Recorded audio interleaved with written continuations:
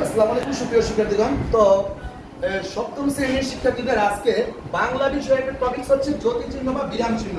জ্যোতি চিহ্ন বা বিরাম চিহ্ন। তো বাক্যের অর্থকে সুস্পষ্ট করার জন্য যে সকল সাংকেতিক চিহ্ন ব্যবহার করা হয় তাকে বলা হয় কি বিরাম চিহ্ন। বাক্যের অর্থকে সুস্পষ্ট মানে কি, যাতে স্পষ্ট করে পড়তে পারি। বাক্যের অর্থকে সুস্পষ্ট করার জন্য যে সকল সাংকেতিক চিহ্ন ব্যবহার করা হয় তাকে বলা হয় কি চিহ্ন? বিরাম চিহ্ন। বিরাম চিহ্ন কয়টি? 10টি। যদিও প্রচলিত নিয়মে বর্তমান বইয়ে সপ্তম শ্রেণীর বাংলা বইয়ে 10টি, কিন্তু বিরাম চিহ্ন 12টি। কয়টি? 12টি। এক নাম্বার হচ্ছে দাড়ি। কি দাড়ি? দুই নম্বরে কমা, এরপর কোলন, এরপর এরপর এরপর এরপর সেমিকোলন, এরপর এরপর এরপর দুইটা চিহ্ন আমাদের বাকি আছে, বাট তোমাদের বই অনুযায়ী হচ্ছে 10টা। তো এই 10টা বিরাম চিহ্নের মধ্যে যে চিহ্নগুলো সবচেয়ে বেশি ব্যবহৃত হয় আমরা এইটা নিয়ে কিছু আলোচনা করব।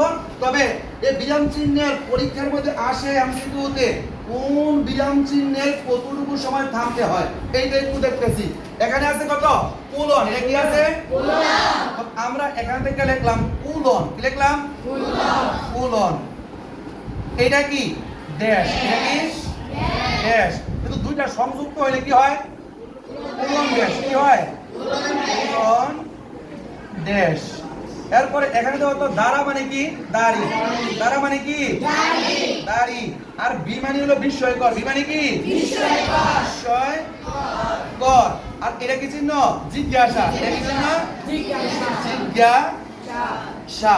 তো একটা জিনিস লক্ষ্য করো, এই এখানে বিরাম চিহ্ন হচ্ছে কোলন। কি আছে? কোলন। আছে কি? ড্যাশ। এরপর কি আছে? Colon dash. Colon dash colon dash. এরপর আছে দাড়ি, বিস্ময়কর, জিজ্ঞাসা। এই ছয়টা বিরাম চিহ্নের বিরতিকাল হচ্ছে 1 সেকেন্ড। কি কয় সেকেন্ড? 1 সেকেন্ড। তাহলে পরীক্ষার মধ্যে আসলে যদি মনে না থাকে তাহলে মনে রাখতে হবে কি কোলন ড্যাশ 1 সেকেন্ড দাঁড়াবি। কোলন ড্যাশ 1 সেকেন্ড দাঁড়াবি। তাহলে এখানে 6টা বিরাম চিহ্নের বিরতিকাল কয় সেকেন্ড? 1 সেকেন্ড।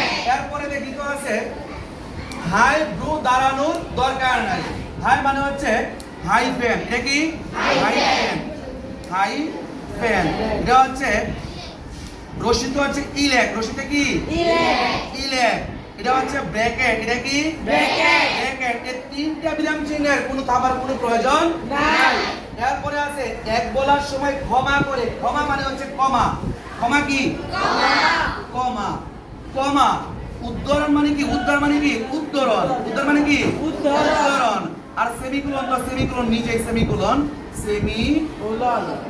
সেমিকোলন। তো একটা জিনিস লক্ষ্য করো তোমরা, যে এক বলার সময় ক্ষমা করে উদ্ধার করো, এই কমা আর উদ্ধরণ চিহ্নের বিরতিকাল হচ্ছে এই এক বলতে যে সময় লাগে, এক বলতে যে সময় লাগে ততটুকুর বিরতিকাল হচ্ছে কি কমা এবং উদ্ধরণ চিহ্নের সময়। আর সেমিকোলন এটার দ্বিগুণ সময় লাগে এক বলতে, দ্বিগুণ সময়ে, অর্থাৎ সবচেয়ে দীর্ঘ বিরতিতে ব্যবহার করা হয় সেমিকোলন। তো আমরা আজকে বিরাম চিহ্ন সম্পর্কে জাস্ট হালকা একটু ধারণা নিলাম। পরবর্তী কোনো ক্লাসে আবার ফুল ধারণা দেব। ধন্যবাদ সকলকে। আসসালামু আলাইকুম।